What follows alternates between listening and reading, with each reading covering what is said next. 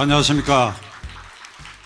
종북 주사파 친 김정은 정권의 연속을 막기 위해서는 반드시 후보 단일화, 야권 후보 단일화를 이루어서 집권당 후보인 이재명 후보를 압도적 다수표로 꺾어야 할 것입니다.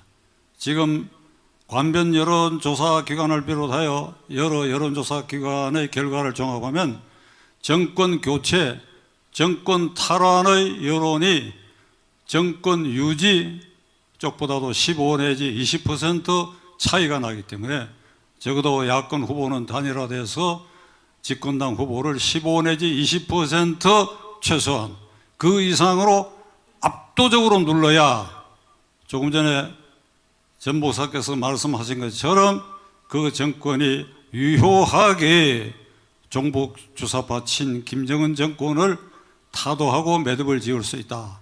그래서 우리는 야권 후보 단일화를 위해서 그 열망을 한 군데로 모으기 위해서 오늘도 이 자리에 우리가 모였습니다. 야권 후보 단일화의 대상으로 우리가 꺾어야 할 후보 이재명은 이미 그는 대통령 후보 자격을 상실한 사람입니다. 전과 사범, 대장동 이재명 게이트의 주범, 그리고 여러 녹취록의 형수와의 대화에서 인륜을 망각한 상상할 수 없는 욕설을 퍼붓는 그의 인성, 이런 걸 종합할 때 그는 대통령 후보 자격을 상실한 사람인데도 불구하고 관변 여론조사 기관에 의하면 35%의 지지율을 보이고 있다. 저는 이 35%의 국민이 도대체 어떤 국민인지 궁금하게 따라가겠습니다. 대통령 무자격자에 대해서도 여전히 이런 지지를 보내고 있는 오늘의 이 현실을 개탄하면서 이런 완강한 지지 세력이 있는 한 우리 단일화를 추진하는 우리 모두는 한결같이 단결해야 할 것입니다.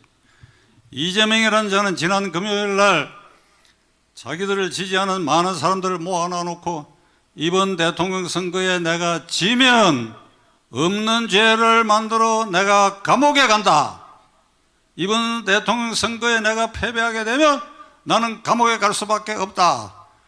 이런 황당한 얘기를 쏟아냈는데 그의 지금 심리 상태는 대장동 게이트와 일련의 그와 관련된 여러 사건에서 유죄 증거가 넘쳐나기 때문에 대통령에 당선되지 않으면 반드시 감옥 간다는 예감을 가지고 그의 불안 심리를 그렇게 토로했던 것입니다. 그러면서 무릎을 꿇고 지난 5년 동안 민주당 정권이 잘못한 일이 많다, 제가 사과드린다고 무릎을 꿇고 그리고 내가 감옥에 갈지도 모른다고 읍소를 했습니다. 지난 어제 그저께 월요일 날은 성남시 시장결에서 그의 지지자들을 모아놓은 가운데 그는 약 7분간 눈물을 펑펑 쏟으면서 나는 중상모략에 지금 시달리고 있다. 나는 양심껏 살아왔다. 대장동 게이트는 나와 관련이 없다. 형수 욕설 녹음 파일도 나로서는 억울한 일이다. 그 당사자인 어머니와 형이 돌아가셨기 때문에 이제 나를 그 올무에서 풀어달라. 내가 이번에 대통령에 당선되지 않으면 나는 감옥에 간다고 7분가량 눈물을 펑펑 쏟아지니까 그의 열렬 지지자들이 울지마 울지마 이렇게 격려를 했다고 하는 뉴스를 여러분 한번 보셨을 것입니다. 울고 불고 무릎을 꿇고 내가 이번에 대통령 되지 않으면 감옥에 간다고 외쳐대는 이런 인성과 이런 인격을 가진 자가 만일 대통령이 된다고 한다면 이건 기네스북에 오를 감이 되리라고 저는 생각합니다. 문명된 민주공화정 아래 선진국가에서 어떤 최고 지도자가 눈물을 흘리면서 동정표로 최고 지도자가 됐다는 기록을 저는 오늘 이 순간까지도 찾지 못했습니다. 기네스북에 오를 가능성이 있습니다. 그것만큼 대한민국 국격은 형편없는 나라, 온갖 범죄 혐의를 뒤집어 쓴 자가 눈물로 호소하니까 대통령이 되더라 하는 이런 기록을 우리는 이 헌정사에 절대로 남겨서는 안 해야 될 것입니다.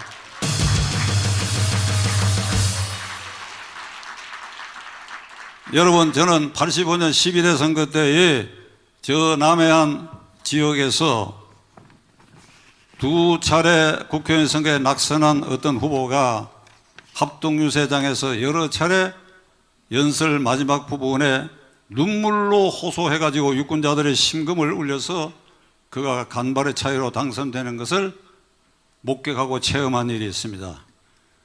그는 연설의 말미에 내가 이번에 떨어지면 내 큰아들의 손을 잡고 저 바닷가 다리에서 떨어져 내가 죽을 수밖에 없다.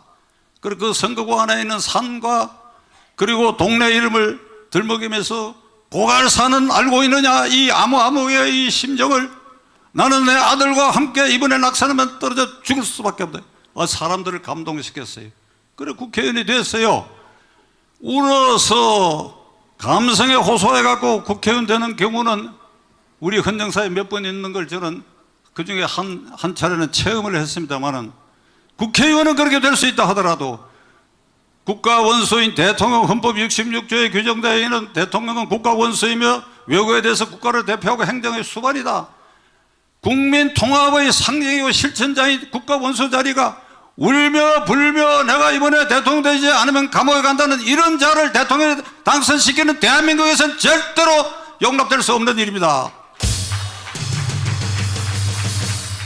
자, 여러분, 이재명이가 지금 이 단상에서 제가 지금 말씀드린 대로 월요일 날 울며 불며 내가 당선 안 되면 감옥에 간다고 무릎을 꿇고 절을 하고 7분 동안 얼굴이 눈물로 범벅이 된 이 현장에 우리가 있었다고 가정을 하면 그의 지지자들은 가슴이 아파가지고 울지마 울지마 괜찮아 괜찮아 이렇게 했다고 한다면 우리는 어떻게 해야 되겠습니까? 꺼져라! 꺼져라 이놈아! 자, 여러분과 함께 한번 외쳐봅시다. 꺼져라! 꺼져라!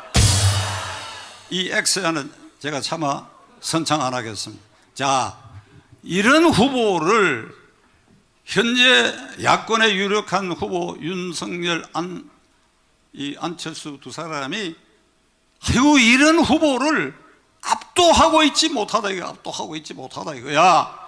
관변 여론조사 기간에는 뭐 윤석열 후보가 이재명하고 들쭉날쭉할 정도의 지지율을 보이고 있고 어떻게 압도하지 못하느냐 이거예요.